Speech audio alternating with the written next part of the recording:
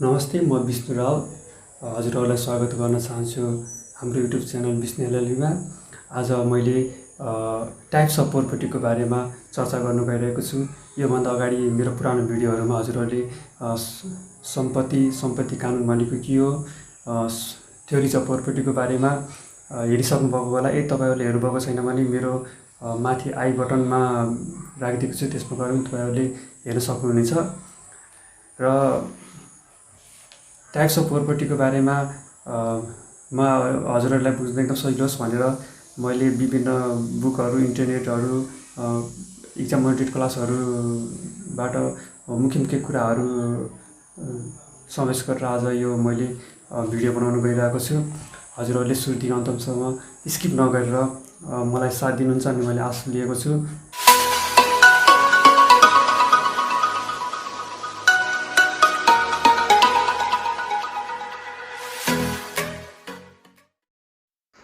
Kinds of property अर्थात् सम्पत्तिका प्रकार। विधिशास्त्री सालमनका अनुसार सम्पत्तिलाई निम्न दुई भागमा विभाजन गर्न सकिन्छ। एकमा रहेको छ कर्पोरियल, जसलाई नेपालीमा मूर्त अथवा भौतिक।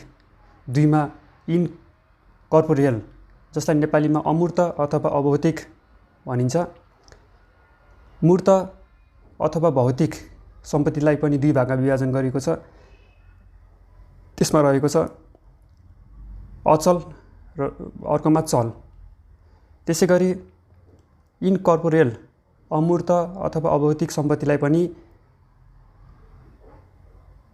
परवस्तुमाथि अधिकार, अर्कोमा अभौतिक वस्तुहरूमा साम्पत्तिक अधिकार खण्डमा विभाजन गरेको छ। परवस्तुमाथि अधिकारलाई जुरा इन रि एलिना, अभौतिक वस्तुहरूमा साम्पत्तिक अधिकारलाई जुरा इन रि प्रोप्रिया पनि हामी भन्न सक्छौँ। जुरा इन रि एलिना अर्थात् परवस्तुमाथि अधिकारलाई हामी चार भागमा विभाजन गर्न सक्छौँ, जस अन्तर्गत रहेको छ धितो, सुविधाधिकार, पट्टा र गुठी। अभौतिक वस्तुहरूमा साम्पत्तिक अधिकार अर्थात् जुरा इन रि प्रोप्रिया, यसलाई पनि हामी गुडविल, प्याटेन्ट, कपिराइट, ट्रेडमार्कमा विभाजन गरेर अध्ययन गर्न सक्छौँ। अब हामी भौतिक अथवा मूर्त सम्पत्ति कर्पोरियल प्रोपर्टीको बारेमा चर्चा गरौँ। सामान्यतया भौतिक सम्पत्ति भन्नाले त्यस्तो सम्पत्ति हो जसलाई हामीले छुन, देख्न, महसुस गर्न, स्वामित्व हस्तान्तरण र एक ठाउँबाट अर्को ठाउँमा ओसार्न सक्छौँ। यसमा घर, जग्गा, जमिन, सुन, चाँदी, सवारी साधन, रुपैयाँ, पैसा आदि पर्दछन्। भौतिक सम्पत्तिभित्र पनि दुई प्रकार रहेको छन्। एकमा अचल सम्पत्ति, दुईमा चल सम्पत्ति। अचल सम्पत्ति भन्नाले त्यस्तो सम्पत्ति हो जसलाई एक ठाउँबाट सजिलैसँग अर्को ठाउँमा लैजान सकिँदैन, जुन स्थिर प्रकृतिको हुन्छ, त्यसलाई अचल सम्पत्ति भनिन्छ। अचल सम्पत्तिहरूमा जग्गा, जमिन, घर, सवारीका साधनहरूलाई समेट्न सकिन्छ। मुलुकी देवयानी संहिता 2074 को भाग 4 सम्पत्ति सम्बन्धी कानुन परिच्छेद 1 दफा 253 अचल सम्पत्ति भन्नाले देखाएको कुरालाई जनाउँदछ। दफा 1 मा स्पष्ट रूपमा व्याख्या गरेको छ। क. घर वा जमिन वा सोसँग जोडिएको संरचना। खमा घर वा जमिनसँग स्थायी रूपमा आबद्ध भएको कुनै वस्तु। गमा जमिनसँग आबद्ध रहेको खानी, ढुङ्गा वा खनिज जन्य वस्तु।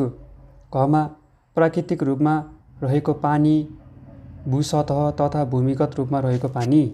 ङमा नदी, ताल, तलैयामा तैरिने गरी स्थायी रूपमा बनाइएका घर वा अन्य संरचना। चमा जमिनमा खडा भएको रुख, बिरुवा वा फलफुलका बोट वा त्यस्ता रुख, बिरुवा वा फलफुलका बोटमा फलेका फल वा फुलेका फुल, जमिनमा फलेको बाली। छमा अचल सम्पत्तिसँग आबद्ध रहेको कुनै चल सम्पत्ति। उपदफा 2मा भनेको छ, उपदफा 1मा जुनसुकै कुरा लेखिएको भए तापनि कुनै अचल सम्पत्तिसँग जोडिएको वा आबद्ध भएको कुनै संरचना, वस्तु वा त्यसको कुनै भाग कुनै किसिमले अचल सम्पत्तिबाट अलग भएमा वा गरिएमा त्यसरी अलग भएको वा गरिएको संरचना, वस्तु वा भाग चल सम्पत्ति मानिनेछ।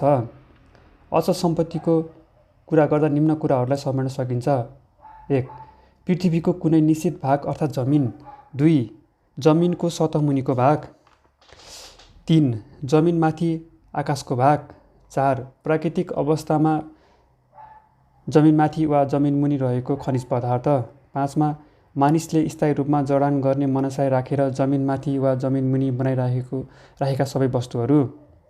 त्यसैगरी 2मा हामी चल सम्पत्ति अर्थात् मुभेबल प्रपर्टीको बारेमा चर्चा गर्छौँ। कुनै पनि चिज तथा वस्तु त्यसलाई एक स्थानबाट अर्को स्थानमा स्थानान्तरण वा लैजान सकिन्छ भने त्यो चल सम्पत्ति हो। यसलाई देख्न, महसुस गर्न, स्वामित्व हस्तान्तरण गर्न सकिन्छ तर स्थिर हुँदैन। उदाहरणका लागि नगद, सेयर, मोटरसाइकल लगायत अस्थिर प्रकृतिको वस्तुहरू यसमा पर्दछन्। मुलुकी देवानी संहिता 2074 को भाग 4 सम्पत्ति सम्बन्धी कानुन परिच्छेद 1 दफा 254 का अनुसार चल सम्पत्ति भन्नाले देखाएको कुराहरूलाई जनाउँदछ। क. नगद वा नगद सरह कारोबार हुने वस्तु वा विदेशी मुद्रा। ख. सुन, चाँदी, जवाहरत, रत्न, सुनचाँदीबाट बनेका गरगहना वा बहुमूल्य पत्थर। ग. खण्ड क वा ख बाहेकका एक ठाउँबाट अर्को ठाउँमा ओसार पसार गर्न सकिने अन्य वस्तु। क. ऋणपत्र, धितोपत्र, प्रतिज्ञापत्र, विनिमय पत्र, प्रतिपत्र वा अन्य विनिमय अधिकार पत्र वा त्यसबाट प्राप्त हुने लाभ। ङ. बौद्धिक सम्पत्ति। च. धितोमा रहेको हक। छ. व्यापारिक ख्याति वा फ्रेन्चाइज। ज. अचल सम्पत्ति बाहेकका अन्य सम्पत्ति। भौतिक सम्पत्तिको बारेमा चर्चा गरिसकेपछि अब हामी यो च्याप्टरमा अभौतिक सम्पत्ति अर्थात् अमूर्त सम्पत्ति जसलाई इनकर्पोरेल प्रोपर्टी पनि भनिन्छ, यस अन्तर्गत त्यस्ता सम्पत्तिलाई समावेश गर्न सकिन्छ जसलाई महसुस गर्न, छुन, देख्न, स्पर्श गर्न सकिँदैन, जसको निश्चित स्वरूप, आकार तथा प्रकार हुँदैन तथा यस्ता सम्पत्तिलाई बौद्धिक रूपमा पनि हासिल गर्न सकिन्छ। अभौतिक सम्पत्तिलाई 2 भागमा छुट्याएर अध्ययन गर्न सकिन्छ। 1मा रहेको छ परवस्तुमाथि अधिकार जसलाई जुरा इन रिएलिना। 2. अभौतिक वस्तुहरूमा साम्पत्तिक अधिकार जसलाई जुरा इन रिप्रोपिया पनि भनिन्छ। परवस्तुमाथि अधिकार कुनै पनि विषयवस्तु सम्पत्तिको रूपमा भोग गर्नका लागि त्यो वस्तुमाथि व्यक्तिको स्वामित्व नै हुनुपर्दछ भन्ने छैन भन्ने सिद्धान्तबाट प्रेरित भएर नै यस विषय अन्तर्गतका सम्पत्तिहरू व्यक्तिले सम्पत्ति सम्बन्धी अधिकारको रूपमा प्रयोग गर्न सक्दछ।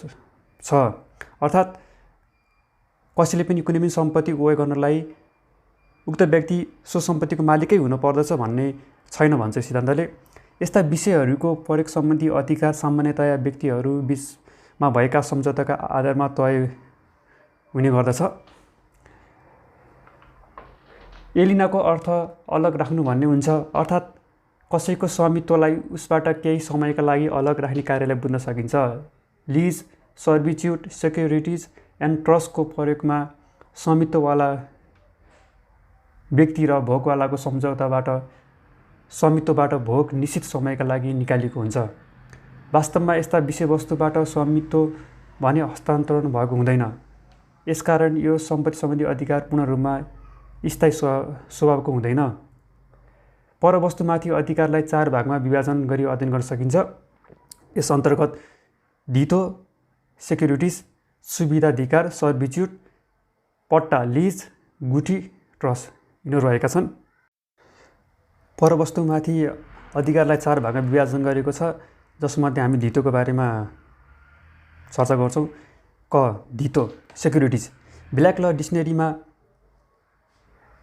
धितोको परिभाषा गरिएको छ, जसअनुसार कुनै पैसा तिर्नका लागि प्रमाणको रूपमा राखिएको विषयवस्तु हो। साधारण अर्थमा कुनै पनि काम कारोबार निश्चित तथा सुचारू रूपले सञ्चालन गर्न वा ऋण लगे बापत त्यस्तो ऋणको सुरक्षाका लागि राखिएको विषयवस्तु सेक्युरिटिज अर्थात् सुरक्षण हो।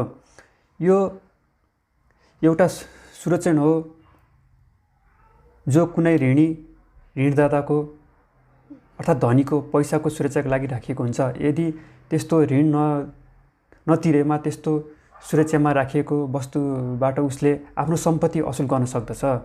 कसैसँग रुपैयाँ पैसा लिन वा कुनै पनि सामान लिनका लागि आफूसँग भएको सरसामान वा जग्गा जमिन धितोको रूपमा दिएर उसलाई त्यसको साम्पत्तिक अधिकार सुम्पी रुपैयाँ पैसा वा सामान लिनु नै धितो हो। सुरक्षणको स्वभावका आधारमा यसलाई दुई भागमा बाँड्न सकिन्छ धितोलाई। एकमा बन्धक, दुईमा ग्रहणाधिकार अर्थात् लिन। बन्धकलाई पनि तीन भागमा विभाजन गरिएको छ। एकमा दृष्टिबन्धक, दुईमा भोगबन्धक, तीनमा लगबन्धक। अब दृष्टिबन्धकको बारेमा केही कुरा भन्नु गइरहेको छु। दृष्टिबन्धक, यसमा साहुले आफ्नो सम्पत्तिको सुरक्षाका लागि मात्र त्यो सम्पत्ति राखेको हुन्छ। त्यसरी राखेको सम्पत्ति भोग गर्ने अधिकार उसलाई हुँदैन। नेपालको कानुनी व्यवस्थालाई हेर्दा रिट पिराएर मात्र बन्धक राख्न सकिने र रिट नपुगेको बन्धकी लिखतबाट कारबाही हुन नसक्ने छ। यसरी बन्धकमा राखिएको सम्पत्ति भाका नागेपछि भने साहुले भोग गर्न सक्दछ। दुईमा भोगबन्धक। भोगबन्धकमा ऋण लगानी गरे बापत सुरक्षामा लिएको सम्पत्ति त्यस्तो लगानीकर्ता साहुले ऋणको म्यादसम्म भोग गर्न पाउँदछ। त्यस्तो सम्पत्ति भागा समाप्त भएपछि वा त्यस्तो ऋण चुक्ता भएपछि सम्बन्धित ऋणलाई फिर्ता दिनुपर्दछ। तीनमा लगबन्धक। आफूले भोगबन्धकीमा लिइसकेको सम्पत्ति साहुले दिएको ऋणको थैली बमोजिम वा त्यसभन्दा घटी लिई साहुले अरू कसैलाई बन्धक सार्न सक्दछ। यसरी सारिएको बन्धकलाई लगबन्धक भनिन्छ। लिन अर्थात् ग्रहणाधिकार। बन्धक बाहेकका सबै प्रकारका सुरक्षालाई लिन भनिन्छ। यसमा सम्पत्ति हस्तान्तरण पूर्ण रूपले भएको हुँदैन। बन्धकमा सम्पत्ति लिने व्यक्ति सम्पत्तिको मालिक, ओनर अफ द प्रोपर्टी हुन्छ, तर लिनमा लिने व्यक्ति भोगवाला मात्र हुन्छ। यसमा सम्पत्तिको सुरक्षामा केही चिज प्राप्त गर्नु सिवाय अन्य कुरा रहेको हुँदैन। उदाहरणका लागि कुनै वस्तु आफ्नो पैसा प्राप्त नगरेसम्म राख्ने, भाडा नतिरेमा सम्पत्ति कब्जामा लिने अधिकार र कुनै कोषबाट आफ्नो पैसा प्राप्त गर्ने अधिकार पर्दछन्। दुईमा हामी सुविधाधिकारको बारेमा प्रवेश गर्छौँ। सर्भिट्युड। सुविधाधिकार शब्द रोमन भाषाको सर्भिटस भन्ने शब्दबाट आएको हो। सर्भिटस भन्ने शब्द अन्तर्गत यसको अर्थ घुम्ने, घोडा चढ्ने, मोटर हाँक्ने अधिकार अरूको जमिनबाट प्राप्त गरेको छ भने त्यसलाई सर्भिटस एक्टस भनिन्छ। सालमनको विचारमा सर्भिट्युड भनेको त्यस्तो प्रकारको भोग हो जो कुनै पनि अरूको जमिन कब्जा नगरिकन उपभोग गरेको हुन्छ। जस्तै बाटोको अधिकार, प्रकाशको अधिकार, वस्तुभाउ चोराउने अधिकार। जस्तै एउटा उदाहरण लिउँ। रामको काका थिए, उनी अमेरिका गए। काकाले रामलाई घर कुर्न लगाए। राम आनन्दसँग घर भाडा नदिई बस्थ्यो। यसमा भोग गर्ने अधिकार पाइन्छ, जुन सित्तैमा पाइने गर्छ। कुनै चाहिँ पैसा तिरेर भोग गर्न पाइन्छ। कसैको घरमा भाडामा बस्दा पैसा तिरिन्छ। पैसा तिरे बाबत कोठामा बस्न भोग गर्न पाइन्छ। कसैको जग्गा जमिन वा बाटो घाटोमा सन्धि सर्पण पर्न गई वा सुविधाको हिसाबले सम्पत्तिवालाको अनुमति बमोजिम नै प्रयोग गरिएको। जस्तै बाटोको अधिकार, चरणको अधिकार, सूर्यको तथा ताराहरूको प्रकाशको अधिकार, सार्वजनिक जग्गाहरूमा हिँडडुलको अधिकार आदि पर्दछन्। यसमा रहेको छ पट्टा। सामान्यतः यसलाई हामी पट्टा भन्दा पनि लिज भनेर बुझ्ने गर्छौँ प्रायः बोलीचालीको भाषामा। ब्ल्याक ल डिक्सनरीका अनुसार कुनै पनि सम्झौता जसले भूमि मालिक र भाडामा लिनेको सम्बन्धलाई जन्म दिन्छ, आफ्नो स्वामित्वको जमिन वा घर निश्चित समयसम्म प्रयोग गर्न दिए बापत उसले अर्थात् भूमि मालिक केही प्रतिफल प्राप्त गर्दछ भने त्यस्तो जमिन प्राप्त व्यक्तिले शर्तमा उल्लेखित आधारमा जमिन प्रयोग गर्न पाउँदछ। लिज मुख्य रूपमा दुई पक्ष हुन्छन्। लिजर जसले आफ्नो जमिन वा घर हस्तान्तरण गर्दछ त्यसलाई लिजर भनिन्छ। लिजी जसले जमिन वा घर लिने गर्दछ र त्यसलाई लिजी भनिन्छ। लिजी त्यो व्यक्ति हो जसले कानुन त जमिनमाथि कब्जा जमाइरहेको हुन्छ तर स्वामित्व त्यो सम्पत्तिमाथि हुँदैन। लिजर त्यो व्यक्ति हो जसको त्यस्तो जमिनमाथि स्वामित्व हुन्छ तर त्यस्तो जमिन भोग गर्ने अधिकार अरूलाई हस्तान्तरण गरिएको हुन्छ। त्यसपछि घमा छ गुठी अर्थात् ट्रस्ट। ट्रस्टको बारेमा ब्ल्याक ल डिक्सनरीमा एउटा व्यवस्था गरिएको छ। Trust is right of property real or personal held by one party for the benefit of another. यो एउटा व्यवस्था हो जसमा कुनै पनि सम्पत्ति ट्रस्टीद्वारा सञ्चालन गरी अरू कुनै व्यक्तिको भलाइका लागि सुम्पिएको हुन्छ। कुनै पनि सम्पत्ति हस्तान्तरण गर्ने व्यक्तिले आफैलाई वा अरू कसैलाई त्यस्तो सम्पत्ति सञ्चालन गर्न ट्रस्टी घोषणा गर्न सक्दछ। नेपालमा गुठी शब्दको अर्थ देवी देवताको पूजा आजाको लागि दिनुपर्ने सम्पूर्ण विषयवस्तु भन्ने जनाउँदछ। यी सबै कुरालाई व्यवस्थित गर्नका लागि र गुठी अड्डाको समेत बन्दोबस्त गर्न गुठी संस्थान ऐन 2033 बनेको छ। गुठी संस्थान ऐन 2033 को दफा 2 खण्ड गले दिएको परिभाषा अनुसार गुठी भन्नाले कुनै मठ वा कुनै देवी देवताको पर्व पूजा वा जात्रा चलाउन वा कुनै धार्मिक वा परोपकारी कामको लागि कुनै मन्दिर, देवीस्थल, धर्मशाला, पाटी, पौवा, इनार, पोखरी, तलाउ, धारा, बाटो घाट, पुल, चौतारा, गौचरण, बाग बगैँचा, जङ्गल, पुस्तकालय, पाठशाला, औषधालय, चिकित्सालय, घर, इमारत वा संस्था बनाउने चलाउन वा त्यसको संरक्षण गर्न कुनै दाताले आफ्नो चल अचल सम्पत्ति वा आयस्ता आउने अरू कुनै सम्पत्ति वा रकममा आफ्नो हक छाडिरहेको गुठी समेतलाई सम्झनु पर्दछ। मुलुकी देवानी संहिता 2074ले कसैले आफ्नो हक भोग र स्वामित्वका सम्पत्ति हितग्राहीको लागि अरू कसैबाट सञ्चालन र व्यवस्थापन गर्ने गरी आवश्यक बन्दोबस्त गरेकोमा गुठी स्थापना भएको मानिनेछ। हितग्राही भन्नाले गुठीको सम्पत्तिबाट लाभ पाउने व्यक्ति, समूह, सर्वसाधारण, असङ्गठित वा सङ्गठित संस्था वा समुदाय सम्झनु पर्दछ। गुठी संस्थान ऐन 2033 मा निम्नलिखित गुठीको व्यवस्था गरिएको छ। क राजगुठी, ख छुटगुठी, ग निजी गुठी।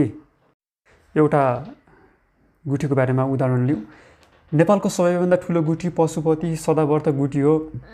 नेपालको हिन्दू धर्मको आस्थाको केन्द्र पुञ्जा पशुपतिनाथलाई सधैँभरि दुध चढाउनु पर्ने, सधैँभरि चन्दन घोटी हजारौँ मानिसहरूलाई चन्दन दिने गरेको छ। ती सबै रकमहरू आउने पशुपति सदाव्रत गुठीको आम्दानीबाट आओस् र भविष्यसम्म पशुपतिनाथ चलिरहोस् भन्ने उद्देश्यले मानिसले गुठी राखेका थिए।